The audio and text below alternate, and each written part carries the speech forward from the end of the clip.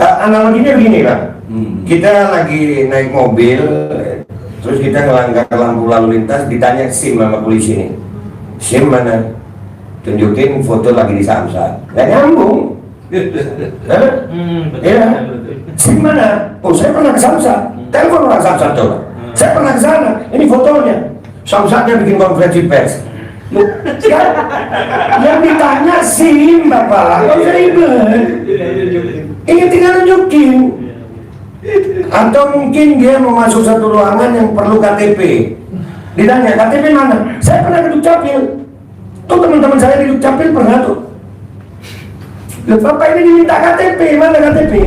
Soal yang terkait dengan yang jelas ya, soal ijazah. Kemudian soal yang terkait dengan pengadilan ya.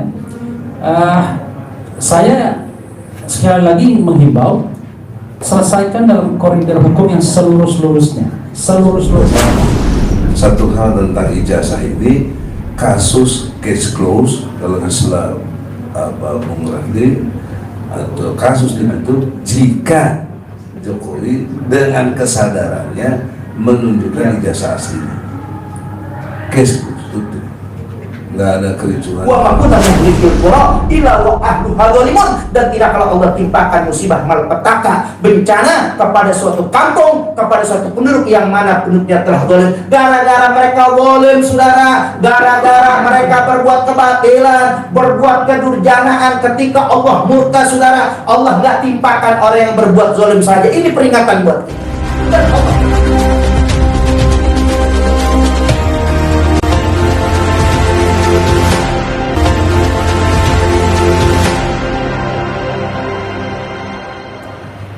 Pemirsa sekalian dan juga yang para peserta yang hadir dalam acara kesempatan kali ini, kita bikin acara dukungan ulama dan tokoh umat bela Gus Dur, mubahalah ajaran Islam, stop kriminalisasi ulama. Acara ini memang didedikasikan dalam rangka memberikan pembelaan hukum kepada Gus Dur yang kita ketahui pada tanggal 14 bulan November yang lalu ditangkap dan ditahan oleh Direktorat Tindak Pidana Cyber Barreskrim Mabes Polri. Alhamdulillah pada kesempatan kali ini sudah hadir di tengah-tengah kita sejumlah tokoh advokat yang akan membersamai kita. Baik yang sudah hadir di sini, dari sebelah kiri saya ada Kanda Refli Harun yang kita ketahui beliau adalah ahli hukum tata negara. Kemudian di sebelah kiri tempat saya ada Bang Egy Sujana. Juga di sebelah kanan saya ada Bang Mahmud. Sedang dalam perjalanan juga nanti akan membersamai kita Bang Novel, Bang Mukmin, kemudian ada Bang Juju Purwantoro, ada juga Bang Aziz Januar dan Babe Aldo. Karena Babe Aldo tadi juga sudah konfirmasi dalam perjalanan menuju kemari. Saya ingin mengingatkan kembali kasus Gus Dur ini bermula pada tanggal 26 September yang lalu ketika Gus Dur mengundang atau memberikan suatu sarana podcast terhadap Bambang Trimulyono, dan kemudian untuk meyakinkan tentang buku yang ditulis oleh Bambang Trimulyono, yakni Jokowi Undercover yang kedua, di mana di dalam buku tersebut diantaranya berisi tentang riwayat pendidikan saudara Joko Widodo yang oleh Bambang Trimulyono. Ya, disebutkan bahwa ijazah yang dimiliki oleh saudara Presiden Joko Widodo adalah palsu, baik ijazah SD, SMP, SMA, termasuk S1 di perguruan tinggi UGM. Nah, kemudian Bambang Trimulyono mengajukan gugatan perbuatan melawan hukum terkait dugaan ijazah palsu tersebut ke Pengadilan Negeri Jakarta Pusat yang terdaftar pada tanggal 3 Oktober 2022. Nah, jadi siang kita daftarkan saat itu, dan kebetulan kami, Bang Egy Sujana dan kawan-kawan ini memang menjadi tim kuasa hukum penggugat yang mewakili saudara Bambang Trimulyono pada tanggal 3 Oktober 2022 mendaftarkan perkara dan diterima oleh Pengadilan Negeri Jakarta Pusat. Namun malamnya saat itu Gus Dur mendapat panggilan langsung dari penyidik Direktorat Tindak Pidana Cyber di Malang. Jadi Direktorat Tindak Pidana Cyber langsung datang ke rumah Gus Dur pada malam harinya tanggal 3 Oktober mengajukan pemanggilan terhadap Gus Dur. Kemudian setelah gugatan bergulir, gugatan itu kemudian direncanakan, dijadwalkan oleh Pengadilan Negeri Jakarta Pusat sidang pertama, yakni pada tanggal 18 Oktober 2022. Dan pada tanggal 18 Oktober 2022 itu kita tidak tahu ya apa kejadian yang akan menimpa Gus Dur dan juga Bambang Tri. Namun sebelum tanggal 18 Oktober, yakni tepatnya di tanggal 13-nya, Bambang Trimulono ditangkap dan Gus Dur juga ditangkap, dan akhirnya tim kuasa hukum mengambil kebijakan mencabut perkara sampai nanti keadaan bisa kita pertimbangkan lagi setelah Bambang Tri nanti bisa bebas gitu, karena konsentrasi kita hari ini adalah membela Gus Nur begitu. Dan perlu kita ketahui bahwa Gus Nur sedianya kami duga akan diadili di Pengadilan Negeri Jakarta Selatan, karena dulu saya, Pak Egy Sujana dan kawan-kawan pernah mendampingi Gus Nur saat Gus Nur dilaporkan oleh Ketua Umum Banser yang saat itu belum menjabat Menteri Agama, Saudara Yakut Khalil Humas, itu diadili di Pengadilan Negeri Jakarta Selatan. Karena itu kita pada awalnya tim hukum itu mempersiapkan diri untuk bersidang menghadapi perkara ini di Pengadilan Negeri Jakarta Selatan. Namun qadarullah ternyata ada perubahan. Menurut penyidik Direktorat Tindak Pidana Cyber, Gus Dur akan diadili di Pengadilan Negeri Surakarta. Dan untuk mengetahui detail apa yang terjadi di Surakarta, alhamdulillah kita sudah terhubung dengan Dr. Muhammad Taufik SHMH, karena beliau ini adalah koordinator tim hukum di wilayah Surakarta. Jadi ini ada tim hukum yang di Surakarta, ada juga tim hukum yang di Jakarta. Nanti saat persidangan nanti akan ada kolaborasi antara tim hukum yang ada di Surakarta juga tim hukum yang ada di Jakarta. Saya ingin informasikan untuk tim yang ada di Surakarta itu dikoordinatori oleh Dr. Muhammad Taufik SHMH, kemudian ada rekan Zainal Mustafa SPD SHMH, ada R. Ahmad Ridho Prabowo SH, ada Ratno Agustio Hutomo SHMH, kemudian ada Agus Susilo Musli SH, ada Andika Dian Prasetya SH, kemudian Waliana SHMH, dan Nail Tiano SH. Adapun untuk tim yang ada di Jakarta, ada Bang Egy Sujana SHMI, ada Bang Ahmad Mihdan SH, ada Bang Damai Hari Lubis SHMH, ada Yasin SH, ada Bang Ismar Safruddin SHMH, ada Bang Juju Purwantoro SHMH, ada Bang Aziz Januar SHMH, ada Bang Novel Bang Mukmin, ada Bang Mahmud SHMH CLA, ada Bang Muhtar Effendi SHMH, ada rekan Riki Fatamazaya Munte SHMH, dan yang lainnya. Dan untuk mengetahui perkembangan Gus Dur setelah dipindahkan dari tahanan Barreskrim Mabes Polri ke Solo dan kemudian terakhir infonya ditarik ke Semarang, kami persilakan kepada Pak Taufik untuk menyampaikan. Sebelumnya Pak Taufik, Assalamualaikum Pak Taufik. Waalaikumsalam warahmatullahi wabarakatuh. Terdengar jelas ya suara kami dari Jakarta ya Pak Taufik? Jelas, saya bisa dengar jelas ya. Cuma gambarnya ini rekan-rekan nggak terlihat, tapi tidak apa-apa lah ya. Kita lihat aja. Baik, kalau di YouTube gambar kita bisa terlihat semua insya Allah Pak Taufik ya.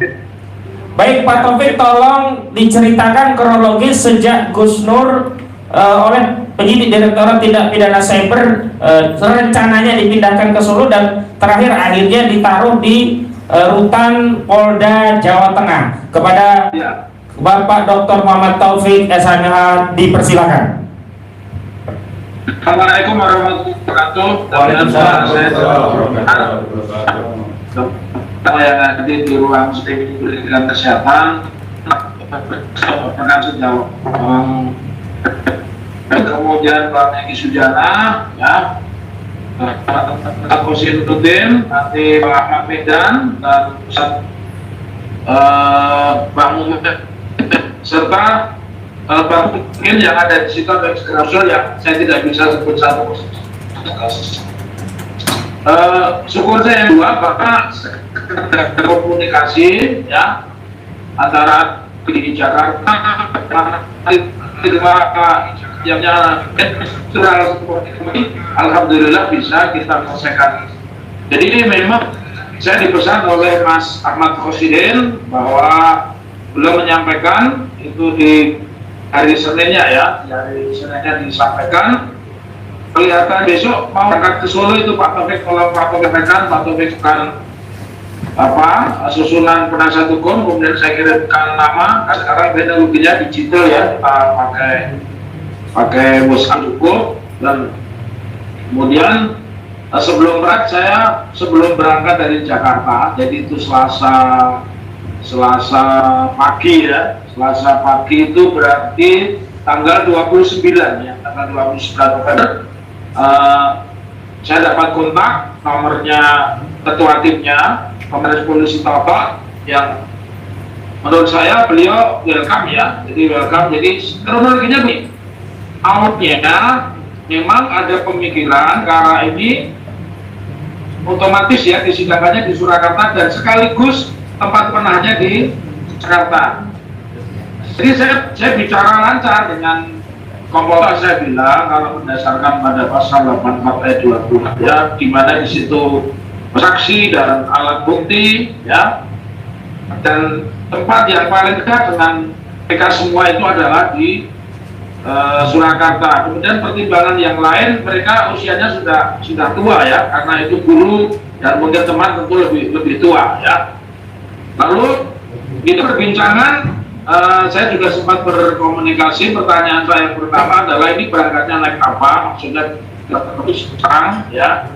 Kemudian disampaikan tidak jadi naik Citylink ya, tetapi dan terbanglah kemudian ke Semarang, dan kita berkomunikasi lancar karena di Semarang itu lebih kurang pukul 11 ya, pukul 11. Yang pertama saya sampaikan bahwa saya ingin selalu bisa berkomunikasi dengan Gus Nur dan Pak Bambang. Kemudian yang kedua, saya ingin perhatian bahwa karena perkara ini tersangkanya dan barang bukti dilakukan ke Solo ya, saya menghendaki juga penahanannya dilakukan di Surakarta. Dan memang kalau kita baca berita acaranya, rekomendasi dari Kejaksaan Agung kepada Kejaksaan Negeri, dari Kejaksaan Tinggi kemudian Kejaksaan Negeri Surakarta, memang jelas disebutkan di urutan Polresta Surakarta. Jadi ketika berkas perkara sudah disampaikan tahap kedua, berarti otomatis kewenangan nahan tidak berpindah dari kepolisian dalam hal ini tim Cyber Mabes Polri dipindahkan ke Kejaksaan Tinggi dan kemudian Kejaksaan Negeri Surakarta. Nah, disinilah muncul banyak keanehan. Yang pertama, dari diskusi saya dengan Komisaris Polisi Toto itu bilang, Pak Taufik, ini sepertinya nggak bisa kalau bersikap. Jadi dia langsung merespon 10 menit langsung bersikap ini fitnya di Polres, jadi penetapannya terus kan saya kenal sebagai advokat, saya kenal beberapa jaksa di Kejaksaan. Dengan jaksa yang bernama ini saya sebut namanya Aprianto ya, atau Kurniawan. Kebetulan dia ketika saya dari UNS, mahasiswa S2 Magister Hukum UNS, saya mengajar di situ. Saya bersama beliau, saya tanyakan kepada jaksa penuntut umum, bagaimana sih nggak bisa Bang, kalau saya suka di Solo Bang, karena juga tidak ribet dan Solo juga aman-aman saja, itu buktinya event ya, Dewa dalam macam jalannya di Solo juga nggak ada ya. Kemarin ya Hajat Besar Muktamar juga nggak ada masalah. Terus saya bercakap lagi ini Pak Toto jelas ya, kemudian Pak Toto merespon, oke Pak Taufik, kita berangkatkan ke pukul 1, nanti Pak Taufik cegat kira-kira pukul 3 ya. Jadi sudah itu mungkin administrasi yang kelas harus melengkapi BAP begitu tebal ya, harus melengkapi resikonya kan banyak kali itu tebal begitu. Dibawalah kemudian kapan itu saya tunggu habis akar di Kejaksaan negeri Surakarta di Kepatihan ya, di Keraton itu wilayah, sebutannya Kepatihan bukannya. Nah, dan itu ternyata itu sampai dengan pukul 4 tidak apa-apa, kemudian sampai dengan pukul maghrib karena saya sholat di masjid dan itu selesai sholat ya. Gus Nur itu mencoel saya, Pak ini udah ditunggu dari sana, dan di situ kita diskusi enak ya, diskusinya agak disaksikan oleh Ketua Timnya Mabes Polri Kompol Poto, ada JPU, ada Kasih Kidul, bahkan sebelumnya buka jari ya. Walaupun bukannya Kajari ini tidak suka, karena nampaknya dari awal itu memang ada perdebatan kan jangan disidangkan di Solo, kan ditahan di Solo ketemu sama Kajarinya ya, bukannya tidak enak. Gimana ini tadi saya sepakat sama Pak Kapolres di Polda itu ya, gimana orang dipindahkan di sini masa kita ke Polda, kalau ini lokasi kayak Jakarta, Poldanya pengadilannya sama-sama di Jakarta, oke aja, kan beda di Poldanya Semarang itu jauh ya. Akhirnya oke lah, kita diskusi dan sudah disepakati Gubernur setelah pemeriksaan kesehatan, dan saya minta ini Gubernur belum sholat, diberikan kesempatan sholat, dan soal makan belum ya, karena waktu itu dari tim Mabes Bud. Lalu dari tim Mabes ini kemudian dengan Kasido, dengan JPU, dan tim jaksa, tim penasihat hukum, cuma berfoto-foto, jadinya sepakat langsung tidak ya, kira-kira Isya begitu dipindahkan ke hutan Surakarta. Nah disinilah yang saya bilang Indonesia ini hukumnya kasuka, jadi tidak ada barometer, tidak ada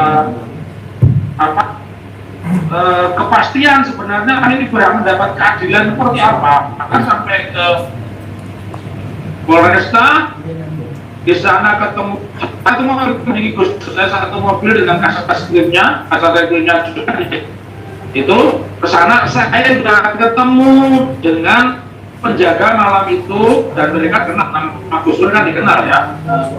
Ini gimana tahanan? Bapak nggak mau loh, jangan kasih ke kamar yang banyak orang, nggak Pak, yang 7 Pak, nanti cukup. Ya Pak Taufik, ini karena kita juga akan ada penyampaian di sini. Terakhir posisi Gus Nur di mana Pak Taufik itu posisinya ya, dan kondisi Gus Nur? Di Polda. Kita itu karena ada intervensi, sudah disepakati di situ, tiba-tiba ada kepala HT ya, ketahanan dan barang bukti Polres Jakarta itu AKP membawa surat tulisan dipindahkan ke Polda. Saya marah, saya minta ini dimakan dulu ini dan sebagainya, kan ini tidak fair ini.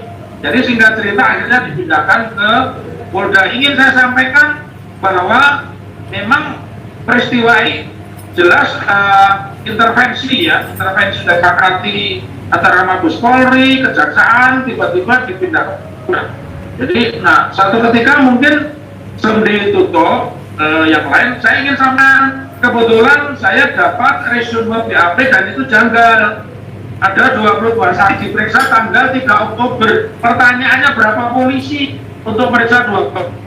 Nah nanti ini jadi bahan. Nah ini bahan nanti di pengadilan itu Pak Taufik. Menarik itu. Oke. Ya, jadi itu, dan memang harusnya kalau berdasarkan pasal 1, 2, tentang bantuan hukum sampai pasal 72 itu dimudahkanlah antara penasihat hukum dan keluarganya. Tetapi hanya diberikan bajunya itu tidak boleh, dan Gus Nur hanya pakai baju oranye itu saja. Bahkan saya berikan anduk ya, anduk yang besar juga tidak boleh, anduknya dibelah jadi 2 dengan Pak Menteri. Jadi akhirnya Gus Nur ditahan di Polda, dan pada hari Jumat keluarganya, hari Kamis keluarganya hari Rabu dijenguk tim penasihat juga. Baik Pak Taufik, kalau konfirmasi dari Kejaksaan sudah ada rencana jadwal sidangnya dari pihak Kejaksaan Negeri Surakarta? Belum, ini kan menunggu P21. Kalau ya rekan ya anggapan 11 ini kan ada Thailand sampai pesta juga 3 hari 3 malam di Jalan Selamat Riyadi. Sepertinya kalau dengar itu kemungkinan bisikannya itu ya setelah itu, tidak mungkin dalam waktu dekat ini ya.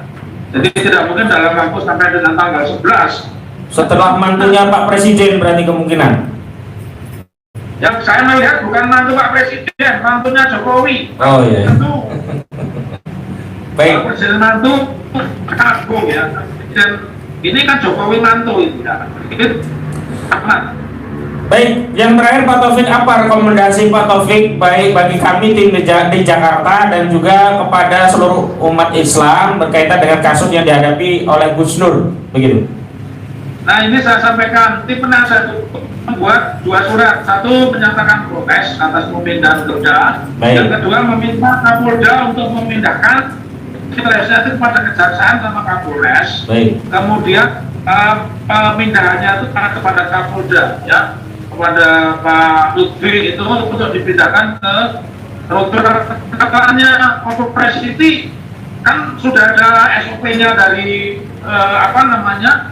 Rumah Tahan Surakarta begitu ya. Lalu pesan saya yang kedua bahwa perkara ini menggunakan sama dengan Ratna Sarumpait pasal 14-15 ya, yang sebenarnya pasal itu sudah hapus dengan dilakukannya Undang-Undang 75/1958 karena tidak disebutkan pasal. Nah sementara pasal KKI 107A BCD dan itu kan diberlakukan dengan Undang-Undang 27/99. Jadi ini peluang besar ya untuk tim penasihat hukum. Dan yang ketiga, saya mungkin ingin saya luruskan dulu. Sejauh ini saya bukan tim penasihat hukum Mas Ahmad, tetapi karena dipercaya oleh jaksa sama polisi saya bisa masuk ke ruangan itu. Saya ingin memposisikan posisi saya ke depan adalah sebagai ahli saja. Jadi saya tidak diposisikan sebagai penasihat hukum, biar saya merdeka. Begitu pertama. Baik, terima kasih Pak Taufik.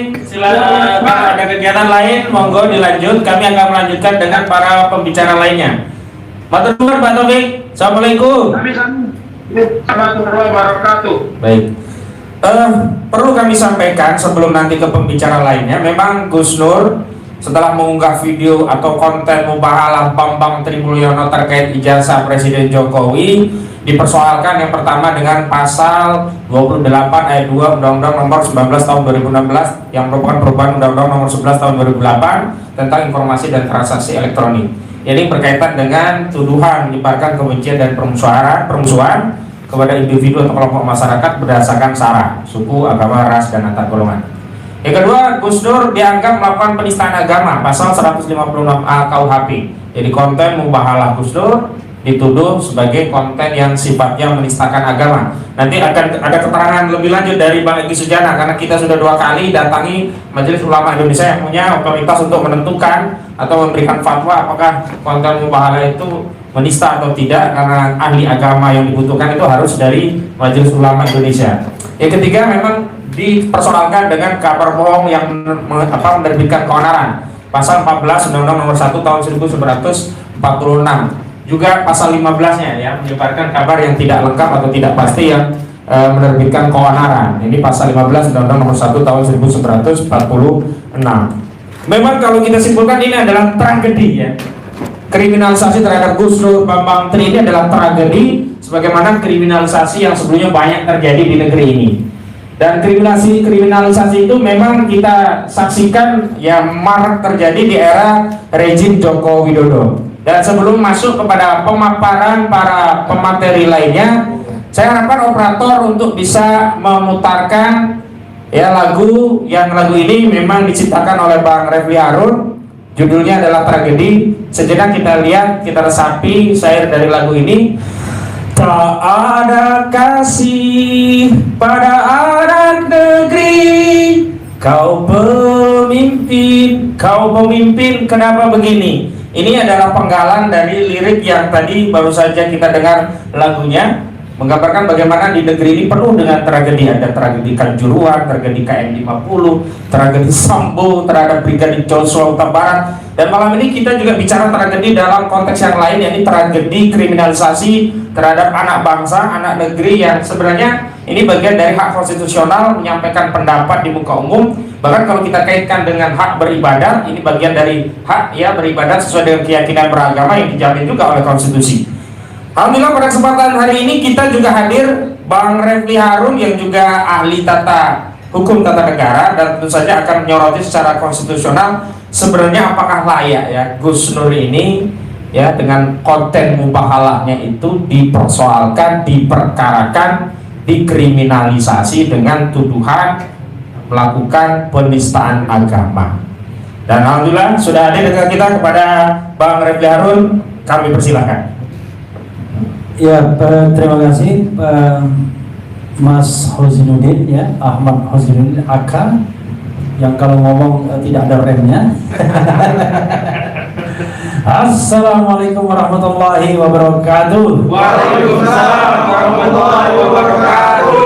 Keren jelas. Jumpa lagi, belum? Jumpa lagi. Ya, terima kasih atas undangannya ya, Bang Egy, Mas Hozinuddin, dan teman-teman semuanya. Ya, Kong dan teman-teman belakang ya. Best itu Balada Egy Sujana. Balak ya? Balak. Oh, balak bukan balada. Balak itu pasukan artinya. Oke. Saya akan meninjau dari 2 aspek atau 3 aspek ya. Pertama adalah aspek konstitusi, kedua pasal-pasal yang dikenakan, dan ketiga mungkin hal-hal lain ya. Saya merasa bahwa kita makin lama makin membatalkan alasan untuk reformasi. Padahal kita tahu alasan reformasi yang utama adalah karena kita ingin menumbangkan rezim otoriter Orde Baru. Dan itu memang dari sisi kajian sudah firm ya, bahwa pemerintahan Orde Baru adalah pemerintahan yang otoriter atau paling tidak non-demokratis menurut Mahfud MD dalam disertasinya. Dan alasan untuk menumbangkan rezim itu ya karena memang mereka dianggap tidak menghargai hak asasi manusia, tidak menghargai konstitusi dan lain sebagainya. Nah, karena itu kemudian ada alasan untuk itu. Tetapi persoalannya adalah makin lama kok demokrasi yang diterbitkan melalui era reformasi itu makin regresif. Jadi makin regresif, bukan makin progresif. Jadi kalau misalnya kita pakai jalannya demokrasi, itu kalau kita bicara tentang demokrasi, itu sekarang barangkali kita masuk pada taraf demokrasi yang prosedural. Kita maunya demokrasi yang lebih substantif, partisipatif. Ya, jadi ada yang namanya egaliter, masyarakat yang egaliter. Tapi yang terjadi adalah demokrasi kita regresif. Bahkan jangan-jangan nanti suatu saat kita menjadi failed state, negara yang gagal. Jadi negara gagal itu adalah negara yang tidak lagi dikuasai oleh pemerintahan, yang berdaulat, yang dipilih oleh rakyat, tapi dikuasai oleh para mafia. Nah, kita tidak ingin menjadi failed state sebagaimana yang terjadi di negara Latin. Karena itulah kemudian anak-anak bangsa perlu tetap menjaga demokrasinya. Nah, indikasi dari kenapa demokrasi kita kemudian tiba-tiba seperti regresif adalah kriminalisasi. Mudah sekali orang yang mengeluarkan pendapat itu dikriminalisasi dengan 3 ketentuan ini. 1 adalah menyebarkan berita bohong, Undang-Undang Nomor 1 1946. 2 menyebarkan kebencian, Undang-Undang ITE. Dan ketiga adalah undang-undang yang terkait dengan pencemaran nama baik. Tambahannya adalah penyalahgunaannya adalah undang-undang tentang penistaan agama. Nah, ini penistaan agama saya ingin riset buat Bang Egy saja. Jangan saya yang membahasnya. Saya hanya ingin membahas 3 hal ini ya. Jadi yang paling berbahaya adalah ketika pasal-pasal tentang penyebaran berita bohong itu selalu digunakan untuk membungkam siapa saja. Jadi siapapun yang berpendapat dan itu tidak disukai oleh rezim itu dianggap menyebarkan berita bohong. Bahkan pernah sebuah cara baca statistik itu pernah diadukan karena dianggap menyebarkan berita bohong. saya ingat pernah pengaduan terhadap Greenpeace, ya. Jadi Greenpeace itu bicara tentang deforestasi dan bicara statistik. Saya kasih contoh begini. Kalau zaman SBY deforestasinya 2, zaman Presiden Jokowi tambah 1, kan cara membacanya mudah. Kalau kita bicara tren penurunan, tapi kalau 2 itu belum diselesaikan, maka kumulasinya jadi 3, kan begitu. Itu kan cara membaca. Kenapa? Karena masa lalu harus diselesaikan juga. Masa kemudian, wah itu urusan utang lo, kira-kira nggak begitu. Kan nggak begitu pemerintahan. Pemerintahan itu harus betul-betul menyelesaikan masa lalu dan tidak mengulanginya pada masa sekarang. Maka cara bacanya adalah deforestasi kita bukan 2, bukan 1, tapi 3 karena kumulasi. Ini diadukan juga ke polisi menyebarkan berita bohong. Untuk pada waktu itu dicabut, ya. Tapi kita ingat mimpi pun dilaporkan juga. Padahal saya memiliki pendapat, ya, karena sehari-hari saya mengamati ini, kita harus jelas berita bohong itu adalah seseorang tahu cerita dan berita yang sesungguhnya, tapi dia sebarkan berita versi bohongnya. Maka siapa yang menyebarkan berita bohong yang paling absolut itu? Ya salah satunya Sambo. Sambo itu jelas-jelas menyebarkan berita bohong dan nggak kena kan dengan pasal berita bohong. Dia tahu berita yang sesungguhnya, tapi dia sebarkan berita bohongnya. Itu jelas gitu. Jadi kalau kita misalnya ada berita yang masih spekulatif di masyarakat, nggak bisa kita katakan itu berita bohong. Justru itu berita yang need clarification, yang butuh klarifikasi. Misalnya soal ijazah palsu, itu berita yang perlu klarifikasi, dan klarifikasinya itu dalam berbagai forum, baik forum hukum maupun forum politik. Nah, saya menghimbau soal ijazah palsu ini harusnya DPR dan atau DPD bergerak menggunakan hak politik mereka, yaitu pengawasan. Tapi unfortunately ternyata tidak dilakukan setelah forum hukum dicabut, ya kan? Oke. Itu satu mengenai berita bohong yang unfortunately dihidupkan kembali. Mungkin saatnya kita harus mengajukan judicial review terhadap undang-undang ini, ya, agar tidak membungkam demokrasi. Yang kedua adalah penyebaran menyebarkan kebencian yang berbasis sara, baik kepada golongan maupun individu, kelompok atau individu. Saya tidak paham dalam konteks ini penyebaran kebencian itu di mana? Siapa yang membenci siapa? Kira-kira begitu. Siapa yang membenci siapa? Lalu kalau kita kaitkan kepada individu, ya kan, atau kelompok yang berbasis sara, itu adalah satu kesatuan napas.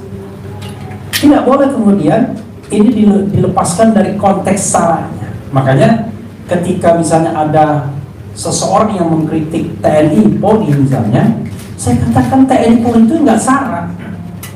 Suku bukan, agama bukan, ras bukan, ya kan, antar atau golongan bukan.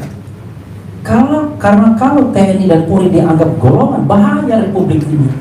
Masa dia dibilang golongan? Dia adalah alat negara, belongs to the state, bukan belongs to the kelompok interest group. Jadi bahaya sekali kalau kita misalnya dalam konteks Bambang Tri ini tiba-tiba presiden dianggap golongan. Bahaya sekali. Suku bukan, ya kan? Agama bukan, ras bukan, golongan. Dia adalah the President of Republic of Indonesia. Karena itu tidak bisa masuk dalam konteks penyebaran kebencian yang berbasis sara. Saranya di mana? Justru kalau kita menganggap bahwa presiden itu adalah suku, bahaya. Agama apalagi, ras gak mungkin, golongan sangat sempit. Kecuali presiden sendiri menyatakan bahwa dirinya adalah presiden golongan tertentu, gak mungkin kan? By constitution dia adalah presiden Republik Indonesia, presiden kita semua. Karena itu gak pas juga. Saya tidak habis pikir kemudian alasan untuk memberlakukan penyebaran berita bohong dengan pasal ujaran kebencian yang berbasis sara. Saya melihat tidak ada legitimasinya. Nah, maka mungkin yang akan ditekankan adalah soal mubahalah ini yang dianggap melanggar ajaran agama atau melakukan penistaan agama, yang saya ingin membatasi biar Bang Egy yang akan lebih banyak ceritanya. Terakhir, kawan-kawan semua, ya kita kalau mau frankly speaking kan susah, tapi nggak apa-apa. Frankly speaking, ini kan sederhana, ya kan? Kalau kita bicara tentang pembuktian, ini kan kita orang hukum semua. Pembuktian itu direct, ya kan? Bukan indirect. Kalau yang dipersoalkan ijazah, yang direct itu ya tunjukkan ijazahnya. Tapi ini kan indirect jadinya. Jadi ibarat kita ingin mengambil ikan, ya, bukan ikannya itu dipancing, tetapi sengaja diubek-ubek kolamnya biar ikannya lari, mabok lari, dan kemudian akhirnya kita tidak bisa mengambilnya karena sudah kacau kolamnya. Padahal kalau kemarin jernih kita berpikir, ya udah tinggal bawa, ya kan, melalui segmen pembuktian dan lain sebagainya. Tetapi kalau itu ada, kalau sulit dilakukan itu yang menjadi persoalan, ya. Kalau sulit dilakukan itu yang menjadi persoalan. Karena itu kemudian akhirnya ya orang paham, ya kan, ada sesuatu yang tidak sekedar bahwa ini adalah penistaan agama. Barangkali hal yang semua kita tahu tanpa saya harus menjelaskan lagi. Nggak mungkin kan saya mengajari buaya yang sudah pandai berenang, kira-kira gitu ya. Apalagi di samping kiri kanan saya. Wassalamualaikum warahmatullahi wabarakatuh.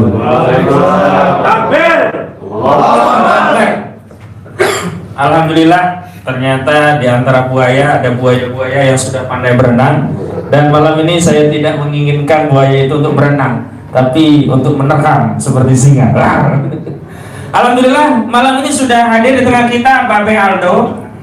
Beh, ini kan juga lama membahas soal ijazah Presiden Jokowi. Bahkan saya lihat salah satu kontennya Presiden disebutkan bahasa Inggrisnya bagus tuh oleh gurunya kan.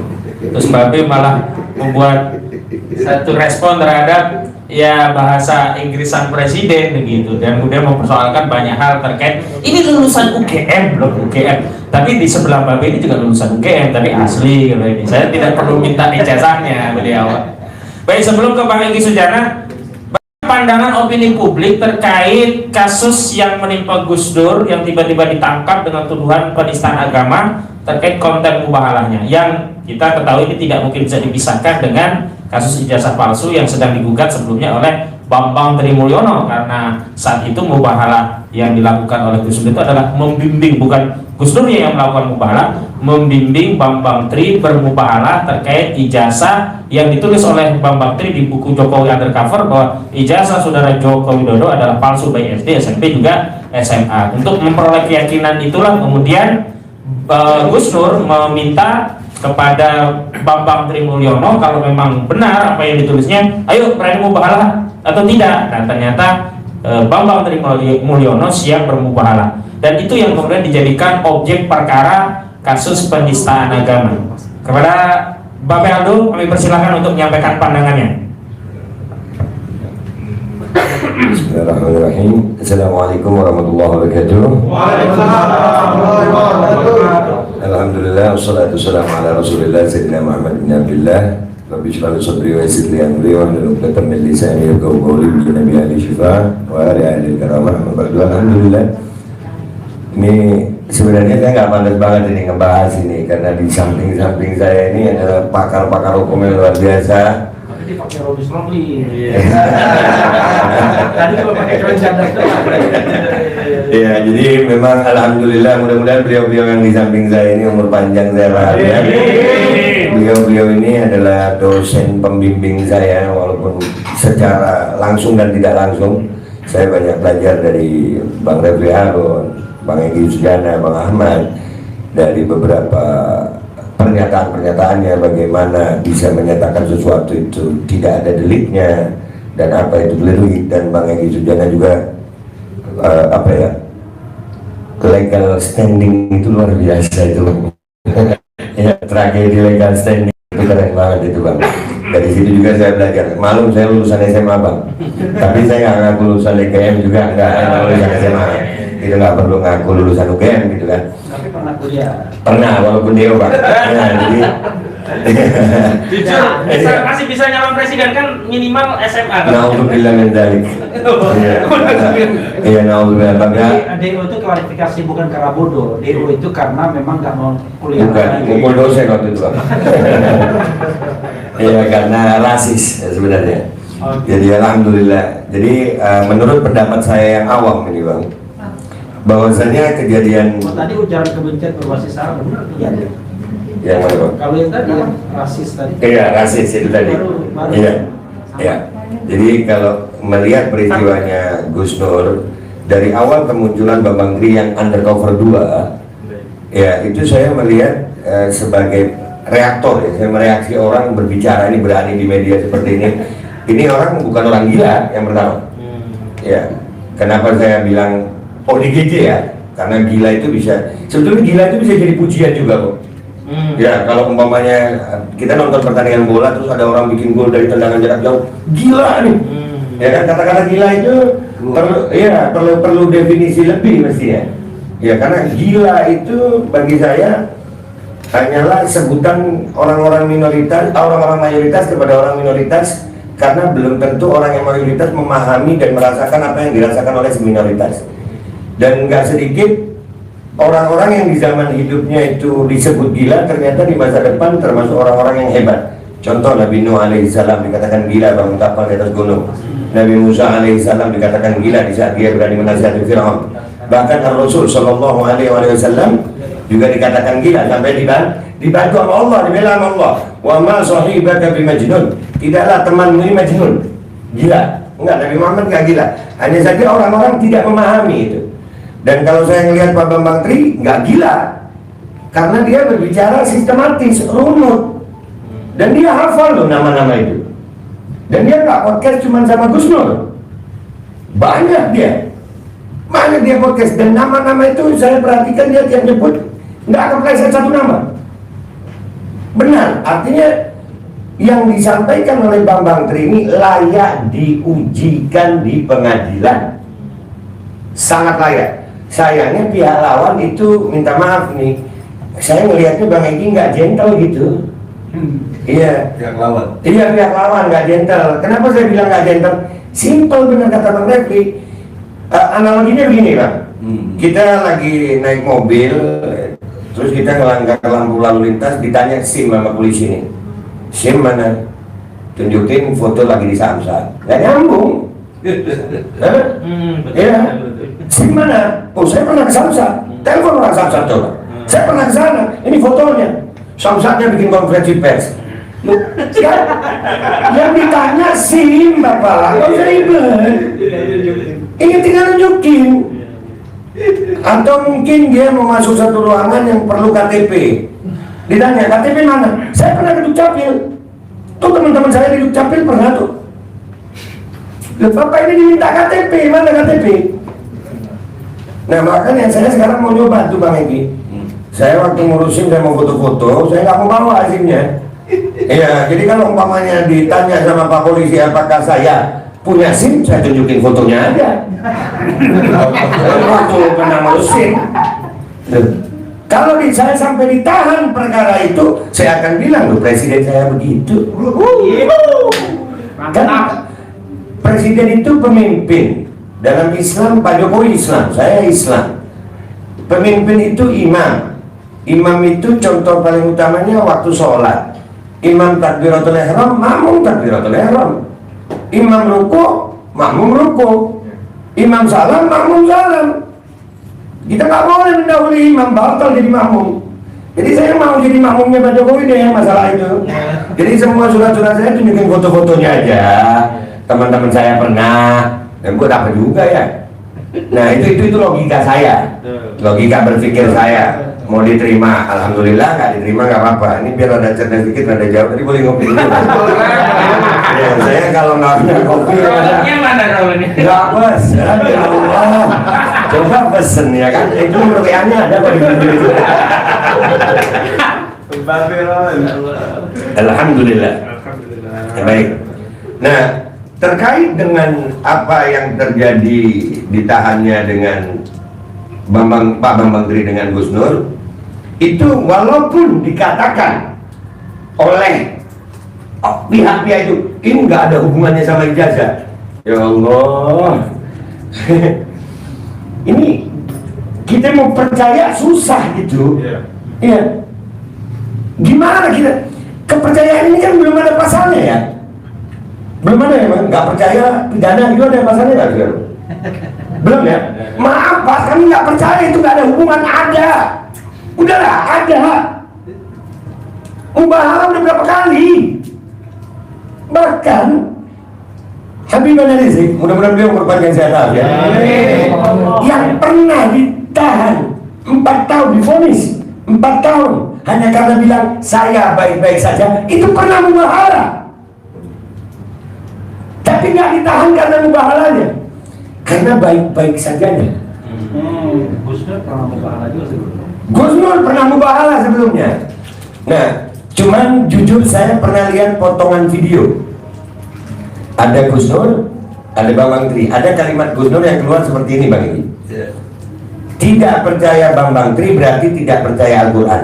Mungkin kalau menurut pendapat saya pribadi, itu mestinya nggak dilihat di konteks kalimat itu aja mestinya, di konteks keseluruhan dari acara Mubahalah podcast itu. Karena kalau dipotong di situ, nah itu bisa jadi salah. Karena Bambang Tri memang bukan Al-Quran. Ya, mungkin kalimat yang benarnya tidak percaya Mubahalah Bambang Tri maka tidak percaya ajaran Al-Quran. Nah, tapi kalau itu dipotong, itu kayaknya memaksa banget karena kita tahu itu acara full. Ya, Gus Nur berucap seperti itu maksudnya ya mubahalah itu.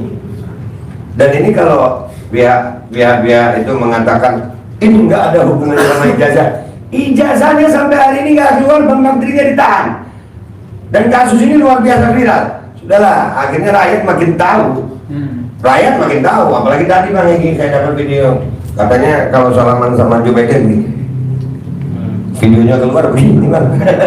Jadi kan akhirnya kesian sama beliau gitu. Tolonglah orang-orang yang berada di pihak beliau, tolong kesihani beliau. Jangan lagi dijadikan tameng kalian untuk merebut kenikmatan sesaat kalau gue bilang. Ya udah banyak bukti. Negara ini negara hukum. Jangan sampai gara-gara mubahalah yang seperti ini rakyat makin antipati di tengah aparat penegak hukum. Sekarang tingkat kepercayaan rakyat terhadap aparat penegak hukum ini minus. Saya di konten itu Bang Nezmi, satu hari bisa sampai 2 oknum, 3 oknum. Serius. Dari mulai tingkat pangkat paling rendah sampai yang paling tinggi, aparat penegak hukum. Ini dari proses perekrutan udah salah berarti. Ya, gimana mau menegakkan hukum kalau aparat penegaknya hukum nggak paham hukum gitu, bahkan menjadi pelanggar hukum. Kalau mungkin diperbandingkan pelanggar hukum dari pihak aparat sama pelanggar hukum dari pihak rakyat, jumlahnya mungkin seimbang. Padahal jumlah penduduk sama jumlah aparat banyakkan jumlah penduduk, tapi angka kriminalitas dalam persentasi lebih banyak di aparat kayaknya. Karena kriminalitas yang dilakukan oleh rakyat bisa mengajak aparat untuk melakukan kriminal juga. Contohnya, kalau saya ini contoh, salah ngomong di sini selesai. Ini dibidik semua babel lagi. Nggak ada SH-nya, nggak ada apa. Bang Egy bantuin saya kalau kan saya ngopi dulu Bang. Aman. Kalau negara demokrasi itu nggak harusnya tidak ada orang yang ditangkap, dikriminalkan karena bicara. Nggak mestinya Bang, cuman kan masalahnya kita ini kan Harusnya, saya kan sambil berdoa. Ya, jadi maksud saya kalau rakyat melakukan kriminal itu bisa mengajak aparat untuk melakukan kriminalitas. Ini contoh nih. Saya melakukan pelanggaran hukum, umpamanya nggak usah jauh-jauh melanggar hukum lalu lintas gitu. Saya bisa ngatur aparat itu. Udah Pak, damai aja daripada ngurus. Saya melakukan kriminal dan mengajak aparat untuk melakukan kriminal, apalagi itu. Itu kalau jumlah kecil. Terus kalau 303 tikoti, terus kalau narkoba, terus kalau tambah ini, kami berharap dengan adanya ini tolonglah khusus buat Pak Listio Sigit, tolong bersihkan polisi institusi Polri dari kepentingan politik. kami melihatnya negara ini hukum agak gimana Bang, karena di situ ada kepentingan politik. Jadi mempolitisasi, kami juga ada politisasi aparat kepolisian, sehingga aparat kepolisian itu bertindak hukumnya itu ya begini, pasal-pasal ini hanya tajam kepada pihak oposisi. Sampai hari ini Bang Egy, saya sudah melaporkan Kribo, belum ada proses. Ya, sampai sekarang. Padahal itu kalau yang diduga, dua krim itu cuma bukan Kribo yang itu beda lagi Bang, itu Kribonya. Kalau yang itu lucu Bang, kalau yang ini ngeselin. Kopi gue mendadak pahit barusan. Jadi dari pertemuan ini kita berharap insya Allah mudah-mudahan rakyat Indonesia jadi makin sadar. Karena pesan buat semua nih, termasuk diri saya, stop bohong sudah, stop bohong. Udah jangan bohong lagi. Kalau kalian nggak mau membuka kebohongan kalian, demi Allah, Allah akan punya caranya untuk membongkar itu semuanya. Itu aja dari saya Bang, minta maaf kalau ada salah. Insya Allah Indonesia bisa lepas dari segala macam bentuk kebohongan dan penindasan. Wassalamualaikum warahmatullahi wabarakatuh. hidup Babi Roland. Hidup Babi Roland. Kalau yang mau pesen di sini ya kontaknya Roland, ada pengawasan ya. Kalau mau kaos polo Bang Refli, nah sini sebelah sini juga. Keren cadas. Makasih Mbak B, nanti tolong B ya ikut membantu karena begini, kami memahami kasus politik seperti ini tidak mungkin hanya diselesaikan dengan pendekatan norma hukum. Perlu dukungan publik, terutama galang opini publik untuk Gus Nur, dan tentu saja suara-suara Babe Aldo, Bang Refli dan sebagainya itu sangat membantu advokasi yang kami lakukan. Saya jadi teringat ide dari Bang Refli Harun yang ketika itu membuat wacana konsorsium tim ahli hukum untuk saling membantu untuk perkara-perkara yang memang kita sepakati itu adalah kriminalisasi.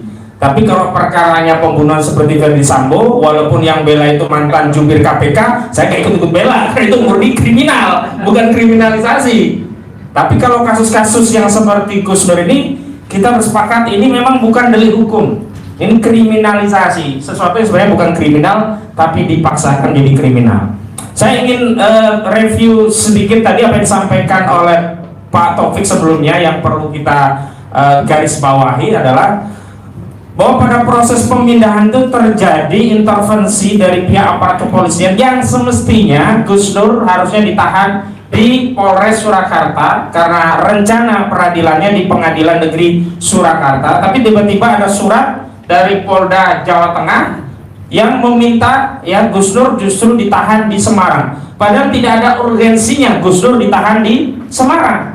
Kalau kita bicara lokus daripada peradilannya ada di Surakarta, tentu yang lebih memudahkan teknis ya bersidang seorang terdakwa, jadi pengamanan dan sebagainya tentu harusnya di Polres Surakarta. Tetapi kenapa ini ditarik di Polda Jawa Tengah? Nah ini yang masih akan kita protes, dan sebelumnya sudah juga ada protes dari teman-teman di Surakarta baik kepada Kejaksaan Negeri. Jadi protes kita kepada Kejaksaan Kajari Surakarta, kenapa dia mempunyai wewenang untuk menempatkan terdakwa yang sudah menjadi kewenangan daripada jaksa penuntut umum, bukan penyidik lagi, ternyata masih ya kalah ya diintervensi, ditarik oleh Polda Jawa Tengah. Yang kedua, kepada Kapolda Jawa Tengah kami juga pertanyakan apa kepentingan saudara Kapolda Jawa Tengah menarik klien kami Gus Nur ke tahanan Polda Jawa Tengah. Itu menyulitkan kami dalam melakukan pembelaan hukum termasuk keluarga untuk menjenguk Gus Nur. Dan tentu saja dalam perspektif lain ini bisa dipahami sebagai tindakan menghalang-halangi advokat untuk menjalankan tugas dan fungsinya untuk membela klien baik di dalam maupun di luar persidangan. Bahkan ya narasinya bisa saja meningkat menjadi obstruction of justice dalam pengertian usaha daripada seorang advokat untuk membela klien dalam rangka menegakkan keadilan menjadi terhalang dengan tindakan-tindakan yang tidak memiliki dasar legitimasi hukum, baik itu di hukum acaranya di KUHP maupun peraturan-peraturan teknis yang dikeluarkan oleh Kapolri. Ini kan nantinya jadinya ya suka-suka kepolisian, suka-suka penyidik. Ini yang disebut dengan mahstat atau negara kekuasaan, tidak lagi menggunakan norma hukum sebagai guidance atau sebagai rel untuk melaksanakan kebijakan atau tindakan-tindakan yang berdasarkan kewenangannya. Dan sekarang saya minta Bang Egy Sujana, karena ada hal yang perlu saya sampaikan juga. Dalam kasus delik penistaan agama, unsur penodaan agama dalam pasal 156 AK UHP itu yang paling penting adalah adanya keterangan ahli agama yang menjelaskan suatu peristiwa itu memang masuk kategori penistaan agama. Dan dalam hal ini karena agamanya agama Islam, harus ahli agama tadi adalah yang direkomendasikan atau ditunjuk oleh Majelis Ulama Indonesia. Karena kalau ahli agama itu dari ormas atau yang lainnya, dia tidak qualified karena tidak merepresentasikan dari organisasi yang representatif. Kasusnya sederhana, presidennya Ahok dulu yang memberikan deskripsi bahwa Ahok telah melakukan penistaan agama adalah ahli agama dari Majelis Ulama Indonesia.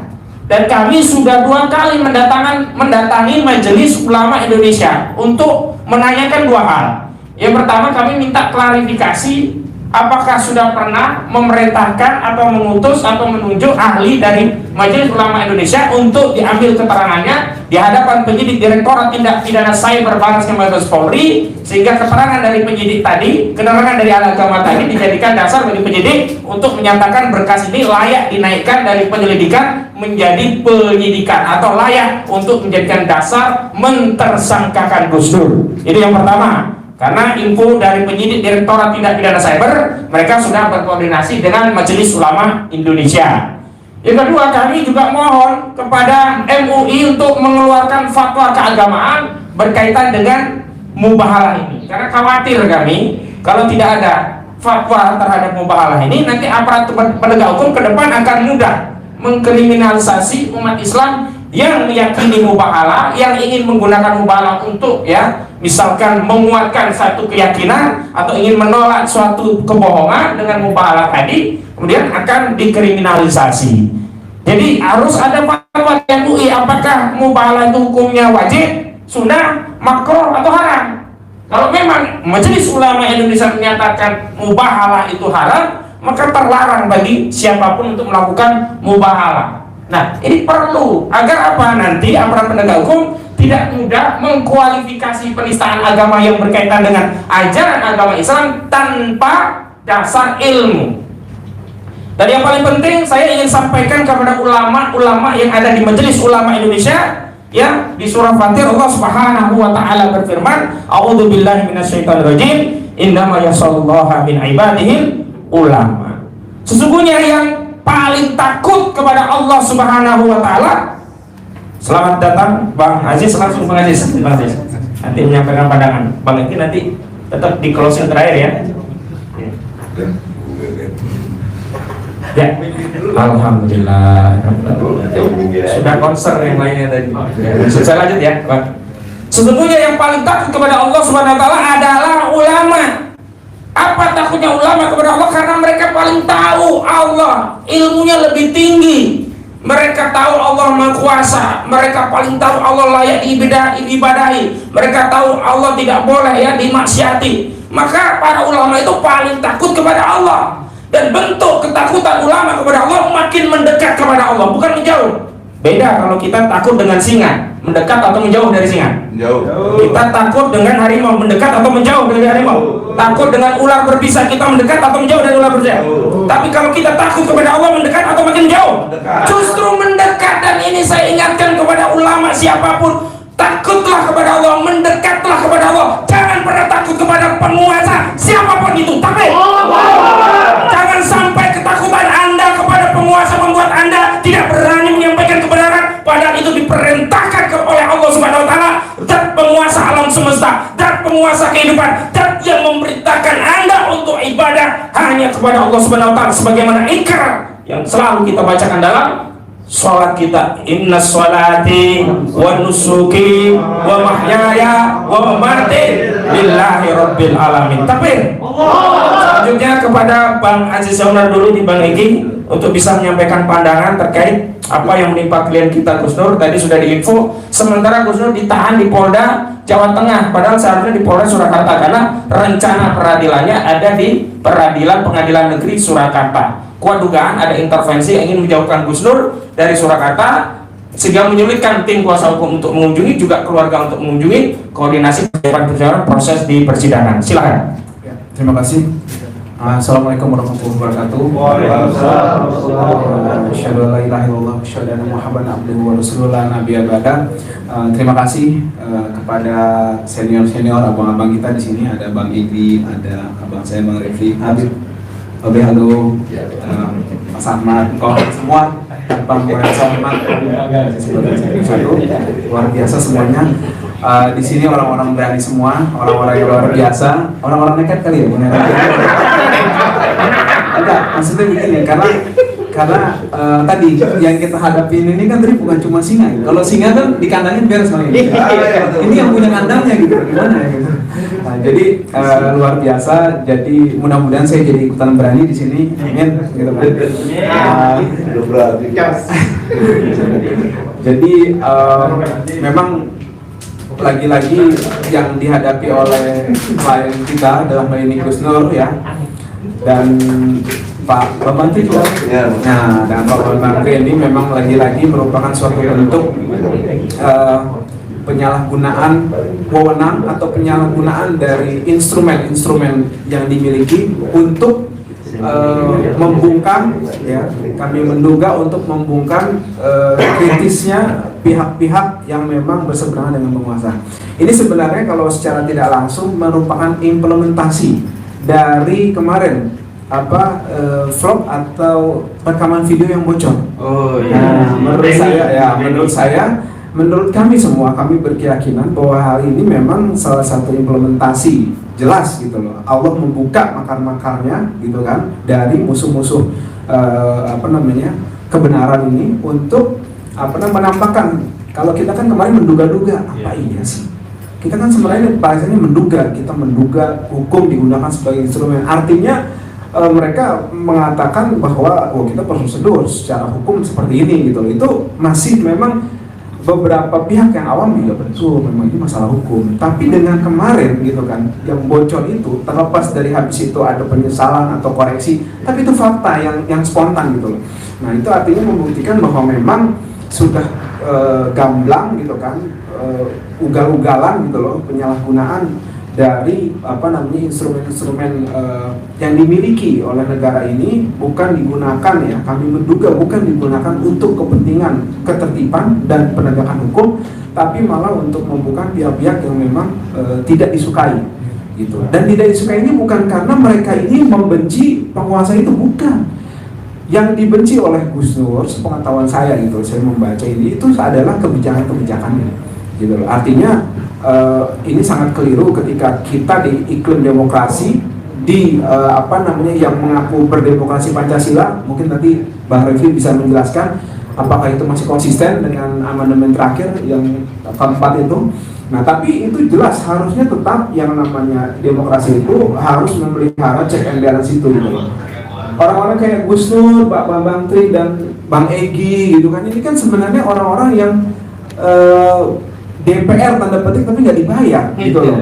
Jadi melakukan tugas check and balance-nya gitu kan sebagai wakil representasi dari rakyat gitu kan, ya bukan cuma stempel gitu loh. Karena memang yang dibutuhkan dari masyarakat demokrasi itu kan kalau ada legislatif dan eksekutif, apa gunanya dipisah supaya mereka bisa saling melengkapi kan, saling mengkoreksi. Namanya bahasa istilah kerennya check and balance lah, seperti itu.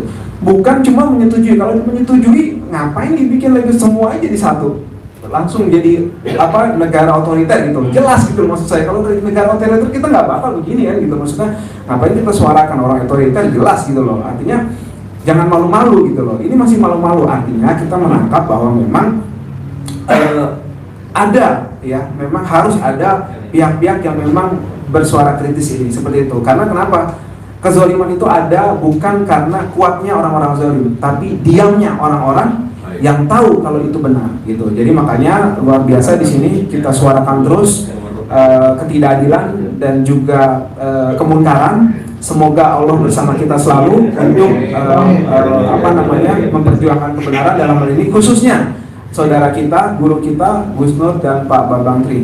Semoga kita ditolong Allah selalu. Semoga Gus Nur dan keluarganya dan Pak Bambang diberi ketabahan, kesabaran. Insya Allah Allah akan menunjukkan kekuasaannya gitu. Dan ingat, memang mungkin nanti bisa jadi kebenaran itu akan tegak bukan oleh kita, karena Allah menjanjikan kebenaran itu tegak, bukan pengusung kebenaran itu. Jadi pengusung kebenaran bisa siapa aja, tapi tegaknya itu pasti.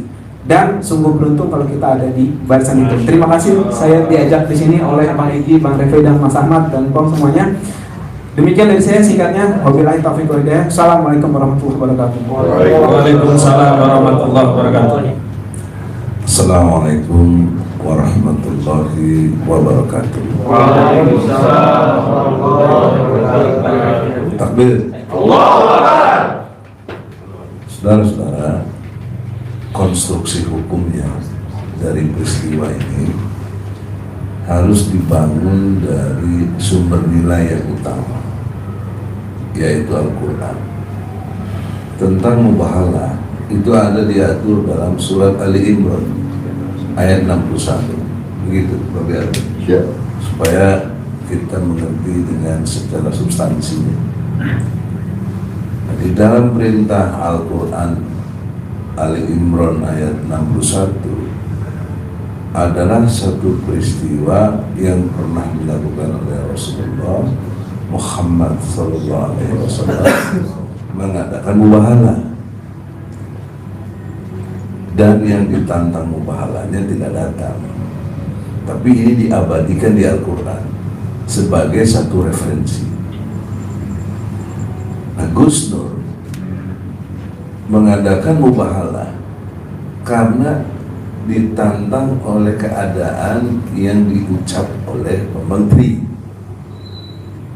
di mana sangat jelas Bang Menteri mengatakan apabila Jokowi memiliki ijazah asli, ya, maka tembak kepala saya.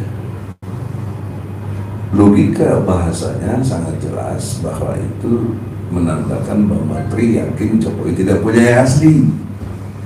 Nah, atas dasar ini Gus Nur ingin meyakinkan dirinya sendiri, kita semua rakyat, dan siapapun yang melakukan satu investigasinya, karena tidak ada yang bisa dikonfirmasi omongannya Pak Menteri kecuali dengan mubahalah. Nah, oleh karena itu mubahalah adalah ajaran Islam, itu penting. Yang kedua, konstruk hukumnya secara Undang-Undang Dasar 45, yaitu bahwa pasal 29 ayat 2 menyatakan dengan amat sangat jelas, negara menjamin warga negaranya untuk menjalankan keyakinan agamanya. Negara menjamin. Negara dalam hal ini pemerintah dalam hal ini kepolisian dan kejaksaan. Jadi polisi dan jaksa di bawah langsung presiden. Jadi ini nanti tata negaranya sudah dijelaskan tadi. Maka sangat syarat kepentingan politik. Kalau tadi Andi Darbi bilang meminta polisi jangan bebas dari politik, nggak bisa. Orang dia anak buahnya presiden, presiden hasil produk politik lewat gabungan partai atau partai yang mengusungnya, yang tersandera sekarang dengan 20%, bertentangan pula dengan pasal 27 ayat 1. Setiap warga negara berkesamaan kedudukannya dalam pemerintahan dan hukum tanpa kecuali. Nah, Babe Aldo, siapapun, Ahmad, dan kita semua yang mau berkenan jadi presiden terhalang oleh 20%. Jadi sangat bertentangan dengan Undang-Undang Dasar 45. Tapi MK menutup mata ini semua, nggak melihat satu fakta. Nah, oleh karena itu pertentangan secara hukum dalam pengertian undang-undang itu menjadikan satu kondisi objektif untuk kita berpikir secara keras bahwa di negeri ini justru Makstat, negara kekuasaan, bukan Reksstat, bukan negara hukum. Itu mengkonfirmasi keadaan itu. Sehingga dua nilai besar, satu Al-Quran, dua Undang-Undang Dasar 45 dikriminalisasi. Jadi teman-teman tadi masih melihat yang dikriminalisasi Gus Nur dan Bambang Tri-nya. Saya lebih melihat lebih mendalam yang dikriminalisasi adalah Al-Quran. Ali Imran ayat 61 itu menyatakan boleh mubahalah, bahkan sebagai contoh yang pernah dilakukan oleh Rasulullah. Kok ditangkap? Bagaimana menjalankan Al-Quran? Kok ditangkap? Kok diadili sekarang ini? Itu kan satu back mind-nya itu di bawah otak belakang itu memang karena benci kepada nilai-nilai yang ada dalam Al-Quran itu. Itulah kebencian yang sesungguhnya, bukan yang sara. Sara itu yang diterangkan Adinda Revi itu udah sangat cerdas. Tapi dalam versi saya, sara itu given, dia karunia dari Allah. Revi orang Palembang, saya Sunda. Apa kamu minta jadi orang Palembang? Kan enggak. Apa Aldo minta jadi orang apa? Arab kok. Kurang gaya ada Jawa, ada Manado, ada Arab. Gak ada Apa lagi. Aldo minta orang Tegal? Aji seorang mana Aji? Indonesia. Tapi saya mau tukarnya, segamnya di saya. Apa bang tukar 2 kali 5 giga aja. Jadi mengkonfirmasi betapa ngaconya cara mereka berpikir dan bertindak. Orang given kok dijadikan sumber konflik? Nggak bisa. Bahkan konstruk Al-Quran menyatakan dalam surat Al-Hujurat ayat 13 bahwa aku ciptakan suku-suku, berbangsa-bangsa, berbagai macam bahasa. Itu untuk kamu ta'aruf, saling kenal, bukan untuk konflik. Mereka meramu dalam konteks undang-undang dijadikan sumber konflik. Di sini basis kekeliruan dalam berpikir. Maka oleh karena itu saya ingatkanlah kepada Kapolri, Anda punya perkap nomor 8 tahun 2021 dengan restorasi justice. Keren gitu ya istilahnya, Pak. Iya. Restorasi keadilan. Kenapa ini nggak ditempuh? Kenapa anak buah Anda mengiming-iming Gus Dur supaya datang dan tidak ditangkap, tapi setelah datang ditangkap, ditahan, dan sekarang diadili tanpa proses yang dimaksud oleh KUHA, Kitab Undang-Undang Hukum Acara Pidana, semua dilanggar. Ini udah satu cacat hukum di dalam konteks penegakannya. Nah kemudian di dalam konteks kontennya yang dipersoalkan adalah mubahalah. Benar kata Babe Aldo tadi, nggak mungkin nggak ada kaitannya dengan ijazah palsu, nggak mungkin. Dari mana? Amat blow on kalau kita tidak mengkaitkan, karena dia ditangkap kan karena mubahalah. Mubahalah isinya apa? Tentang ijazah palsu. Di situ korelasinya.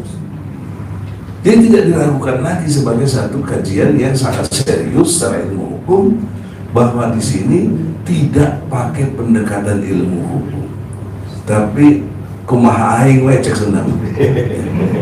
Gimana gue aja nih, belum apa lu? Sangkar. Ya, jawabannya begitu. Nah, dari ini berbahaya di dalam konteks penegakan hukum. Selanjutnya, konstruksi hukum berikutnya adalah sudah masuk kepada kejaksaan. Kejaksaan punya wilayahnya sendiri yang dimaksud dengan dakwaan. Setelah penyelidikan dan penyidikan masuk ke kejaksaan menjadi dakwaan dan tuntutan. Maka harus diingat ada pasal 143 KUHP yang menerangkan tentang detailnya, lengkapnya, cermatnya, tidak obskur labelnya dakwaan yang harus dibuat oleh jaksa. Pertanyaan serius saya, bagaimana jaksa bisa menerangkan ada cukup alat bukti yang diberikan oleh polisi tentang mubahalah? Di sudut mana dipandang Gus Nur ini menista agama?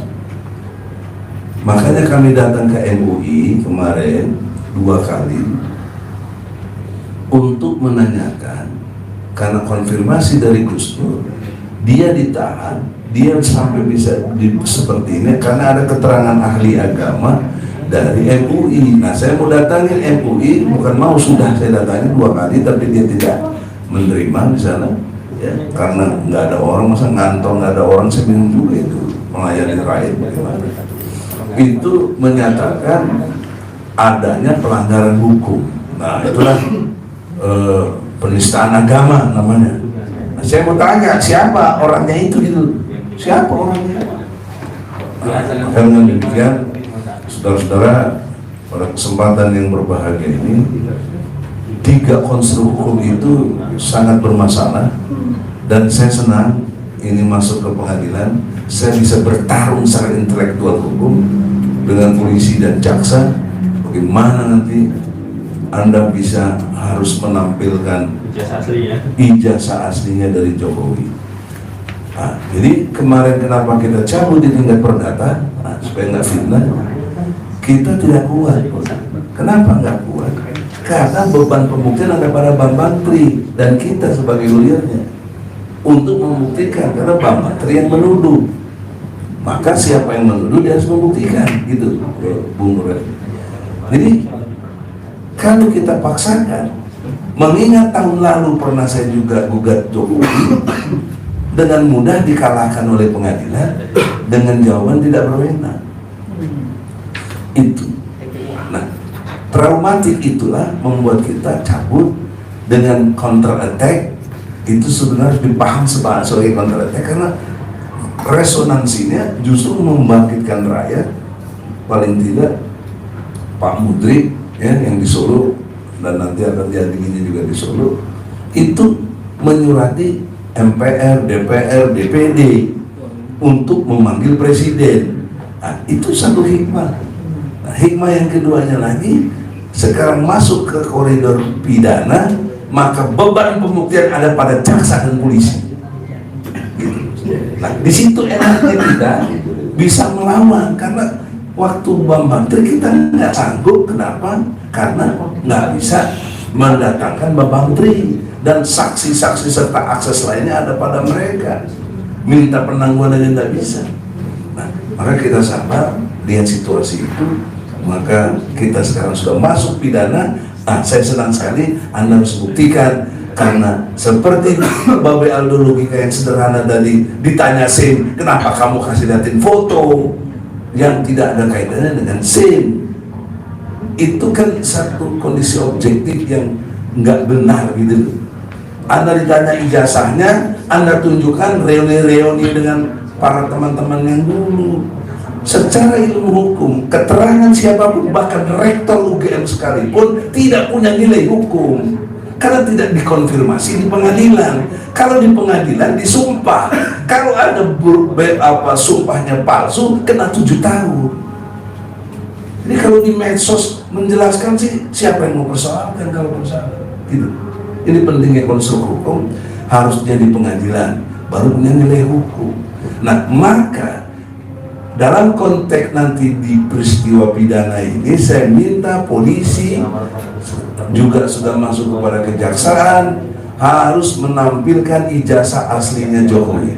Itu harus, dan harus dibarengi hasil lab krim dari Mabes Polri, digital forensiknya itu, untuk bisa membuktikan bahwa ini ijazah aslinya. Karena tuduhan Bang Bantri ini palsu, nah kan harus dibantah dengan ini asli. Selama itu belum tertampilkan yang asli, maka asumsi hukum dan logika hukum yang cerdas dan sehat bahwa hari ini harus dinyatakan ijazah Jokowi-nya palsu, karena belum muncul yang asli. Dan selamanya akan begitu. Sebelum dimunculkan yang asli, tetaplah yang benar adalah Bang Bantri. Maka dikonfirmasi melalui mubahalah, tunggu laknat Allah akan menimpa siapa yang berdusta. Amin. Amin. Nah, pendusta ini diatur oleh Allah di dalam surat Al-Maun, Ar-Ra'aital ladzi yukadzibu bid-din. Tahukah kamu siapa pendusta agama itu?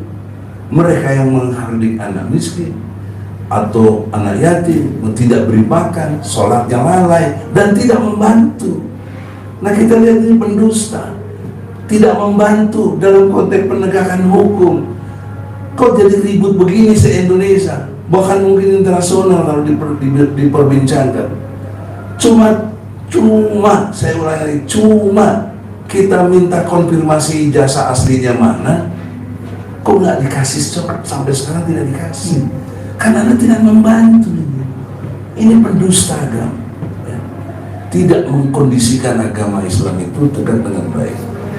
Nah, oleh karena itulah dalam kesempatan yang berbahagia ini, nanti pada levelnya di kejaksaan, saya tetap ajukan deponering demi persatuan Indonesia, karena terbelah gitu, sangat terbelah dan mengganggu sila ketiga persatuan Indonesia.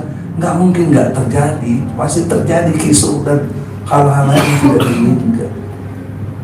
Jadi pertanyaan serius saya, apakah Jokowi mengkondisikan supaya tidak terjadi persatuan Indonesia atau bagaimana? Kalau dia berpikir sebagai kepala negara, negarawan, harusnya berpikir untuk persatuan Indonesia. Apa susahnya? Apa susahnya Anda sebagai presiden yang dituduh ijazahnya palsu, kenapa tidak bawa yang asli? Kenapa? Sampai di sini kan harusnya dijawab dengan tegas dan jelas, bukan dengan podcast sana sini, konfirmasi sana, kumpulin alumni. Itu tidak kredibel, itu memalukan Refli juga.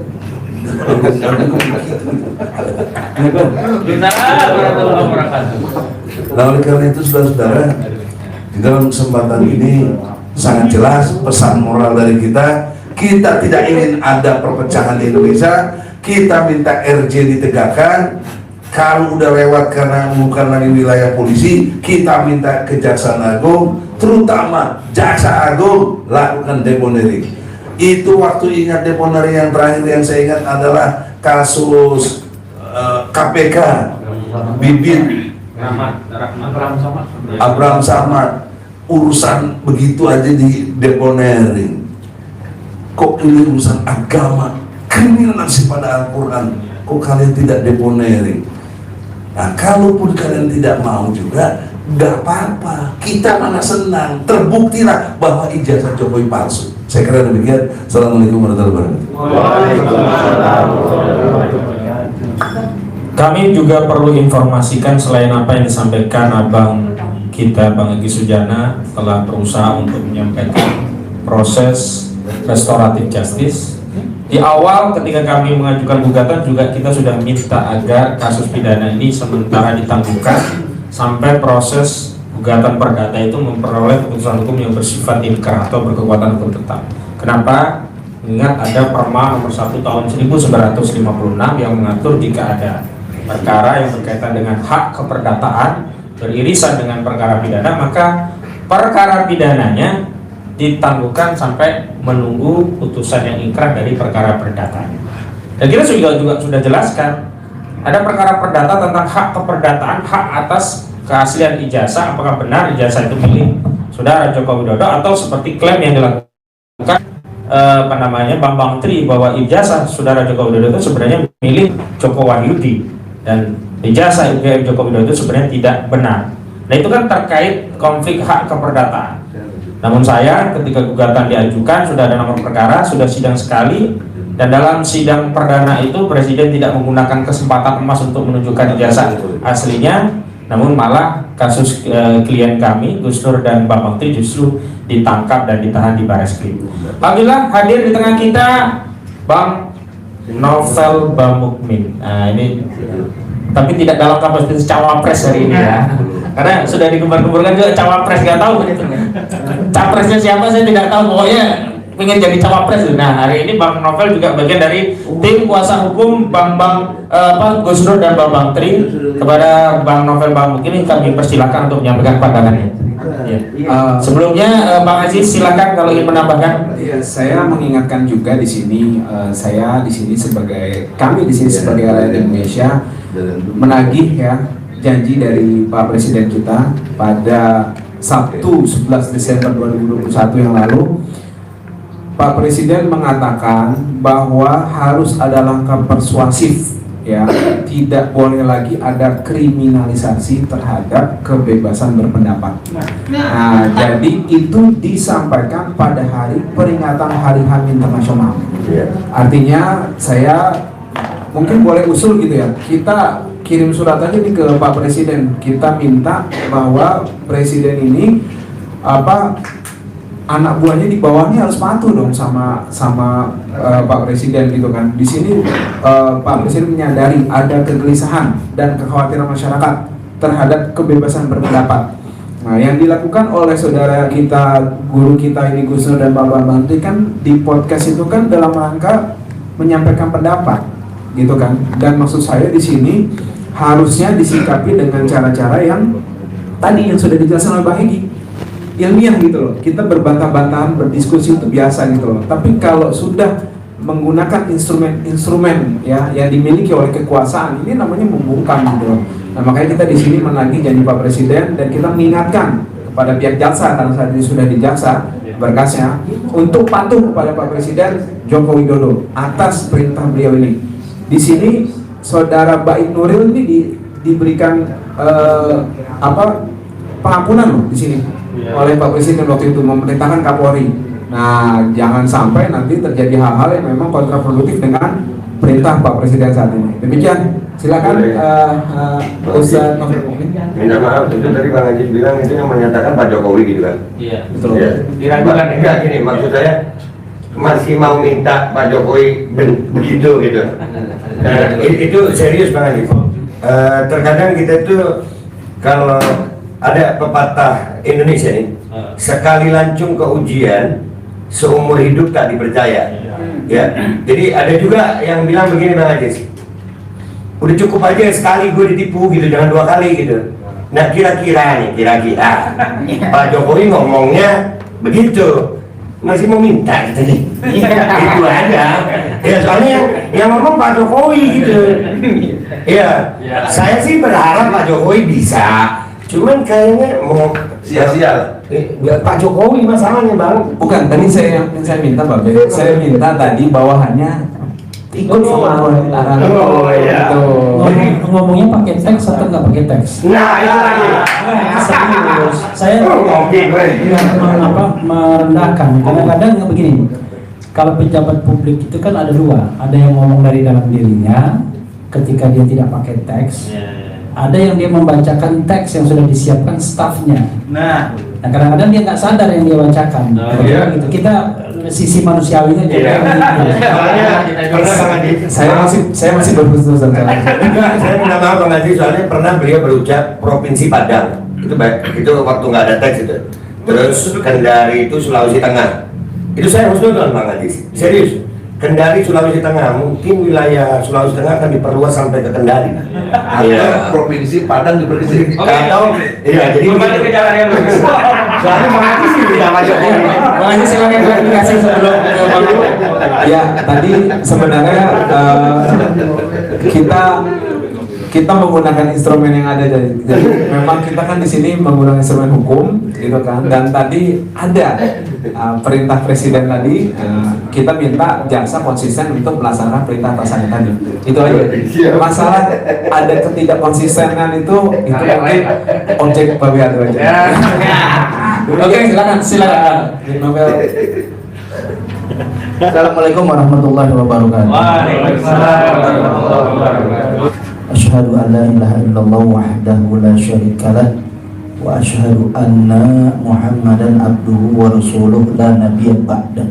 Allahumma shalli wa sallim wa barik ala sayyidina Muhammadin wa ala alihi wa ashabihi wa man tabi'ahum bi ihsanin ila yaumiddin.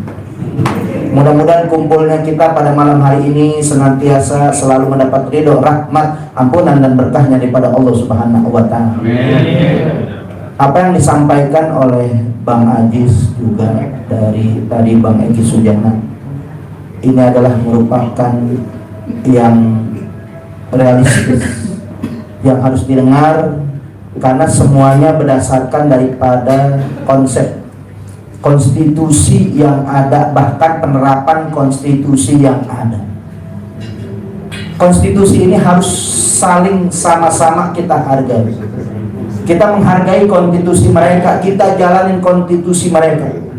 Bahkan insya Allah dalam apa yang kita perjuangkan, insya Allah kita tidak pernah menabrak konstitusi. Dan kita tahu dan kita paham dan kita jalani, kita akan taat konstitusi selama konstitusi itu tidak berseberangan dengan ayat-ayat suci, saudara. Takbir. Ini menjadi pegangan kita. Silahkan Anda benar-benar mau ekspresikan, mau perjuangkan apa yang kita perjuangkan kebenaran, tapi jangan pernah menabrak daripada konstitusi. Apalagi menabrak daripada ayat-ayat suci yang kita lihat apa yang dijalani oleh Gus Nur, begitu juga dengan Bambang Tri. Nggak ada menyimpang dari konstitusi, apalagi ayat-ayat suci. Yang dikedepankan oleh Gus Nur dan Bambang Tri menegakkan kebenaran. Karena kebenaran itulah yang kita memang dituntut sebagai orang beriman. Dan kita insya Allah mudah-mudahan bersama orang-orang yang benar, orang-orang yang jujur, yang insya Allah mudah-mudahan kejujuran dan kebenaran itu akan memenangkan perjuangan kita, saudara. Takbir. Ini pegangan modal kita, biar kita paham, kita tahu, kita bukan sembarangan menegakkan hukum. Kita mempunyai beban moral, dua beban moral. Beban kepada Allah Subhanahu wa Ta'ala atas perintahnya berupa ayat-ayat suci. Begitu juga kita beban moral, betul-betul kita menjaga yaitu konstitusi yang ada. Insya Allah kita taat prosedur. Apa yang kita perjuangkan nggak menyimpang daripada ayat-ayat konstitusi. Nah, ayat-ayat konstitusi ini ada mempunyai induknya, saudara. Pancasila itu ayat-ayat konstitusi. Ayat-ayat konstitusi itu, saudara, sejalan dengan ayat-ayat suci. Di mana Pancasila, sila pertama ketuhanan Maha Esa, itu sejalan dengan apapun yang ada kita perjuangkan, termasuk Kustur. Memang ada daripada ruang lingkupnya Indonesia ini dilindungi oleh ayat-ayat konstitusi, begitu juga Undang-Undang Dasar pasal 29. Apa yang kita jalanin ini kok tahu-tahu nggak kelar-kelar dikriminalisasi. Ulama kita, pejuang kita, mujahid kita bukan orang bego, saudara. Mereka berpendidikan, ada profesor, doktor di sini, ada pakar hukum di sini. Kok kita jadi pesakitan, saudara? Innalillahi wa inna ilaihi raji'un. Silahkan berpolitik yang sehat, saudara. Jangan politik yang golim, kriminalisasi. Memang Allah Subhanahu wa Ta'ala betul-betul secara konstitusi kita bisa menjadi mainan mereka, bisa menjadi pesakitan mereka, sudah. Tapi Allah Subhanahu wa Ta'ala beri pembalasan yang lain, sudah. Indonesia dirongrong terus dengan musibah, malapetaka, bencana. Kenapa? Rintihan orang-orang menegakkan ayat-ayat konstitusi, menegakkan ayat-ayat suci, sudah. Mereka wolimin, mereka kriminalisasi, sudah. Dan ini nggak pernah ada terjadi sebelum di zaman rezim-rezim sebelumnya, sudah. Jadi betul-betul kita prihatin saat ini, saudara. Kok justru yang bermasalah, saudara, itu mana? Kita mau lihat, saudara, kenyataannya, kebenarannya. Ijazah mana ijazah? Ijazah mana ijazah? Itu doang. Kalau ijazah ada kelar, saudara, nggak lama-lama nggak berbalut-balut begini, saudara, nggak makan korban, kita nggak jadi pesakitan. Kok kita menegakkan kebenaran jadi pesakitan, saudara? Ini yang hak jadi batil, yang batil jadi hak, saudara. Di mana nilai kemanusiaannya, saudara? Di mana nilai keadilannya, saudara? Di mana nilai unsur-unsur ketuhanan, saudara? Katanya kemanusiaan yang adil dan beradab, ini udah nggak beradab, saudara. Keadilan, kemanusiaan yang adil dan beradab harusnya tahu, paham, kejahatan. Penyelenggara negara, pimpinan-pimpinan tertinggi seharusnya sudah lolos penataran daripada kemanusiaan yang adil dan beradab, betul? Ini yang kita junjung tinggi. Keadilan itu Allah Subhanahu wa Ta'ala memang perintahkan kepada kita. Innallaha ya'muru bil adli wal ihsan. Sesungguhnya Allah menyuruh kita untuk berbuat adil dan berbuat baik. Adil nggak cukup, saudara, tapi kita harus faktorkan baik. Baik secara apa? Baik secara akhlak. Kalau keadilan juga nggak secara akhlak, saudara, itu akan menyakiti. Bagaimana keadilan ini kita jalankan, dan juga bagaimana kita bisa berbuat adil, berbuat baik dalam keadilan, saudara. Nah, saudara, seharusnya ini menjadi pelajaran buat kita. Sudah lama kita menjadi pesakitan. Kalau Allah berikan balasan nggak tanggung-tanggung, saudara. Institusi, saudara, ternyata institusi dipenuhi oleh oknum-oknum yang bobrok, saudara. Betul? Luar biasa. Kita nggak pernah bisa melakukan perlawanan secara frontal, tapi Allah tunjukkan bagaimana institusi itu dipermalukan oleh Allah Subhanahu wa Ta'ala. Bayangkan, saudara, bayangkan seorang polisinya polisi, saudara. Kok bisa seperti itu, saudara? Hati-hati, saudara. Kenapa? Karena mereka mempermainkan hamba Allah yang taat kepada konstitusi, yang taat kepada ayat-ayat suci, saudara. Hati-hati. Allah Subhanahu wa Ta'ala, saudara, memang kadang-kadang di dunia ini Allah nggak perlukan, Allah belum turunkan balasan langsung kepada kita, akan tetapi di akhirat itu sudah pasti. Hati-hati. Orang-orang terzalimin ini, saudara, nggak ada, yaitu daripada hijabnya, saudara, nggak ditutup. Mereka orang terzalimin merintih, dan ini didengar oleh Allah Subhanahu wa Ta'ala. Dan kalau sudah mereka merintih, saudara, Allah dengar, Allah akan memberikan pembalasan. Nah, ini sebagai renungan buat kita. Kenapa musibah, malapetaka, bencana silih berganti, yaitu menimpa negara kita. Nggak selesai-selesai kriminalisasi sama ulama. Saudara, musibah itu pasti, musibah itu umum. Ada musibah sebabnya manusia yang berbuat secara langsung, ada juga musibah disebabkan manusia berbuat secara tidak langsung. Ini renungan buat kita, ini akhir tahun muhasabah buat kita. Sayyidina Umar katakan, hasibu anfusakum qabla an tuhasabu. Hisablah diri kamu sebelum kamu dihisab di yaumul kiamah nanti. Nah, kita renungin diri kita, introspeksi diri kita, sudah di akhir tahun, sudah kapan lagi kesempatan momentum akhir tahun? Musibah di depan kita itu adalah introspeksi buat diri kita, peringatan buat diri kita. Allah berfirman, dhahara fasada fil barri wal bahri bima kasabat aydinas, telah tampak kerusakan di daratan dan di lautan karena ulah manusia itu sendiri. Boleh kita lihat, saudara, manusia hakikatnya membangun, tapi ternyata merusak.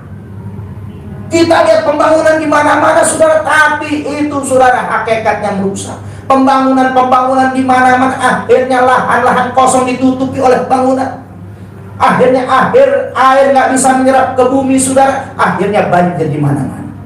Terjadi pembangunan gedung di mana-mana, bertingkat di mana-mana, gedung kaca di mana-mana. Ketika matahari memancarkan sinarnya, saudara, akhirnya matahari itu memantul kembali, menghantam daripada lapisan ozon. Lapisan ozon rusak, terjadi global warming. Itu ulah tangan manusia sendiri. Dan banyak contohnya. Dan ada satu dari ulah manusia yang tidak secara langsung yaitu menghadirkan murkanya Allah Subhanahu wa Ta'ala. Wa ma kunna muhlikil qura illa wa ahluha zalimun. Dan tidak kalau Allah timpakan musibah, malapetaka, bencana kepada suatu kampung, kepada suatu penduduk yang mana penduduknya telah zalim, gara-gara mereka zalim, saudara, gara-gara mereka berbuat kebatilan, berbuat kedurjanaan. Ketika Allah murka, saudara, Allah nggak timpakan orang yang berbuat zalim saja. Ini peringatan buat kita. Dan Allah berfirman, wattaqu fitnatal ladzi la tusibanna ladzi dzalamu minkum khassah wa'lamu annallaha sadidul iqab. Jagalah diri kamu daripada fitnah, musibah, malapetaka, bencana yang tidak saja timpakan orang-orang yang khusus zalim di antara kamu. Gara-gara mereka zalim, saudara, pejabatnya zalim, pemimpinnya zalim, penguasanya zalim, saudara. Begitu Allah murka, bukan mereka saja Allah timpakan, semuanya rata. Ketika Allah murka, semuanya Allah nggak pilih kasih. Allah nggak pandang bulu, nggak pandang masjid atau gereja, kiai atau pendeta, anak-anak atau dewasa, pria atau wanita, habis. Lihat Cianjur, saudara, lihat tsunami, saudara, di Aceh bagaimana itu sebabnya Allah Subhanahu wa Ta'ala turunkan murka. Nah, sebagai penutup, saudara, Polri juga telah menurunkan daripada instruksi daripada Kapolri berupa restoratif justice. Itu juga harus dikedepankan. Yang pertamanya juga kita harus menjunjung tinggi praduga tak bersalah. Ini harus dikedepankan. Dan ini harus betul-betul dijalankan. Kok cepat banget urusan Gus Nur, saudara, yang akan mengungkap daripada yang namanya mengungkap, saudara, akan dibeberkan. Kita juga menunggu hasil, benar atau tidak. Itu doang sebenarnya, saudara. Kalau memang benar ada ijazahnya, ya sudah, saudara, selesai. Permasalahan nggak berlarut-larut. Justru yang kita cari nggak selesai, justru yang benar-benar ingin mengungkap kebenaran ini menjadi pesakitan, dikriminalisasi. Nah, ini kita khawatirkan dan ini kita prihatinkan, saudara. Ayo dong kedepankan praduga tak bersalah, kedepankan restoratif justice. Dua instruksi daripada Kapolri Februari tahun 2021 itu untuk kita bisa mengedepankan restoratif justice. Jangan sampai semuanya asal laporan kita langsung cepat gercep, saudara, langsung diproses. Sementara kita luar biasa sungsang sumbel daripada melaporkan daripada oknum-oknum penyelenggara negara, termasuk Menteri Agamanya, saudara, termasuk orang-orang, saudara, yang saat ini luar biasa banyak melakukan tokoh-tokoh daripada kelompok-kelompok pembela aliran sesat. Mereka sulit Indonesia ini seperti kebal hukum. Pemimpin-pemimpin penguasa ini kebal hukum. Sudah Indonesia ini menjadi surga buat penista agama, bahkan menjadi darurat penista agama. Ini yang kita khawatirkan. Justru kita orang-orang yang betul ulama, saudara, pejuang-pejuang aktivis itu sejatinya oposisi, saudara. Harus dihormati sebagai oposisi. Ulama harusnya memang mengkritisi, bukan justru menjadi yang di dalam. Ulama yang sejati mengkontrol, saudara. Jangan sampai dikriminalisasi para pejuang, para ustadz, para dai, saudara. Jangan dikriminalisasi. Hargai profesi mereka. Jangan juga ya itu untuk kita lupa kepada jas merah, tapi kita juga utamakan kepada jas hijau. Jangan sekali-kali hilangkan jasa ulama. Jasa ulama 350 tahun berjuang melawan penjajahan. Tapi ketika merdeka sekarang, ulama jadi pesakitan. Negara apa ini, saudara? Ini yang kita prihatin, saudara. Nah, mudah-mudahan dikedepankan. Allah Subhanahu wa Ta'ala berikan kekuatan kepada kita, pejuang-pejuang kita. Mudah-mudahan Allah Subhanahu wa Ta'ala kuatkan buat Bang Haji Monarman. Begitu juga Allah Subhanahu kuatkan kepada Farid Oqbaz dan Anaja, Hanum Alhamad dan lain-lain sebagainya, saudara, yang mereka diproses hukum. Mudah-mudahan Allah Subhanahu wa Ta'ala berikan kekuatan, kesabaran yang insya Allah mudah-mudahan kita dipanggil oleh Allah Subhanahu wa Ta'ala. Jangan pernah bosan-bosan membela mereka. Jangan pernah, saudara, lelah untuk mereka. Kalau mereka, saudara, para pembela penista agama, pendukung komunis, mereka nggak pernah lelah. Kalau mereka berani mati demi setan, saudara, insya Allah kita umat Islam, pengacara, advokat, lebih berani mati lagi ketimbang mereka, saudara. Takbir. Shallu ala Muhammad. Assalamualaikum warahmatullahi wabarakatuh. Waalaikumsalam warahmatullahi wabarakatuh. Terima kasih Bang Novel, Bang Mukmin, yang telah memberikan tausiah kepada kita semua dan memberikan pandangan-pandangan hukum, terutama terkait dengan azas praduga tak bersalah dan restoratif justice yang semestinya didengar, tapi ya kita tidak tahu apa yang terjadi. Baik, untuk menutup acara ini kita berikan kesempatan kepada saudara kita yang pertama, kepada Kandra Refli Harun, untuk bisa menyampaikan closing statement. Yusuf, kemudian Bang Egy Sujana. Kepada Kandra Refli Harun dipersilakan. Iya, sedikit saja ya. Kita kan bukan tidak paham ya bahwa masalah itu ada norma normatifnya, ada yang realitas politiknya. Itu kita paham. Tetapi memang ketika kita mau menegakkan hukum, maka kita berharap pemerintah, penguasa, aparat penegak hukum itu konsisten. Nah, walaupun barangkali orang mengatakan hari ini minta konsistensi, tetapi kita selalu berharap, karena tujuan kita memang menegakkan norma negara hukum. Tujuan kita negara itu melindungi segenap bangsa. Walaupun itu unfinished project, sampai sekarang tidak gampang, tidak mudah direalisasikan, tapi kita senantiasa berharap. Jadi kita menjadi bagian dari anak bangsa yang sesungguhnya tetap optimistis ya. Kalau tidak hari ini, mungkin besok, mungkin besoknya. Kalau tidak tahun ini, mungkin 2023, mungkin 2024 kita akan mengalami kehidupan yang jauh lebih baik. Itu satu ya. soal yang terkait dengan yang jelas ya, soal ijazah, kemudian soal yang terkait dengan pengadilan ya, saya sekali lagi menghimbau, selesaikan dalam koridor hukum yang seluruh-seluruhnya. Jadi seluruh-seluruhnya itu hukum tidak ditegakkan untuk kekuasaan, tapi hukum ditegakkan dengan rohnya itu sendiri. Ya. Dan saya mencatat satu lagi, alasan untuk menahan dan menangkap. Jadi yang namanya hukum pidana itu adalah hukum yang keras. Jadi dia harusnya the last resort, harus menjadi jalan terakhir. Kalau ultimum remedium, kalau seandainya terhadap koruptor ditangkap, ditahan, is okay. Ya. Kepada seorang pembunuh ditangkap dan ditahan, is okay. Tapi orang yang menyampaikan pendapat, lalu kita tidak setuju, ditangkap dan ditahan, maka saya mengatakan negara itu kebangetan. Jadi negara itu betul-betul tidak menghargai demokrasi dan hak asasi manusia. Nah, mudah-mudahan ini menyadarkan ya, kalau tidak saat ini mungkin kekuasaan berikutnya akan lebih kuat. Wassalamualaikum warahmatullahi wabarakatuh. Langsung aja, ada 3 tahap berpikir: 1 persepsi, 2 kesadaran, 3 pentaatan. Apa yang kami sampaikan mulai dari Pak Aldo, Refli Harun, saya, Pak Ahmad, kemudian Aziz dan Novel, itu semuanya adalah membangun persepsi. Insya Allah yang diharapkan dari persepsinya adalah muncul kesadaran bersama. Karena persepsi kita semua sudah sama. Satu hal tentang ijazah ini, kasus case close kalau istilah Bung Refli, atau kasus itu jika Jokowi dengan kesadarannya menunjukkan ijazah aslinya, case close, tutup, nggak ada kericuhan dan lain sebagainya.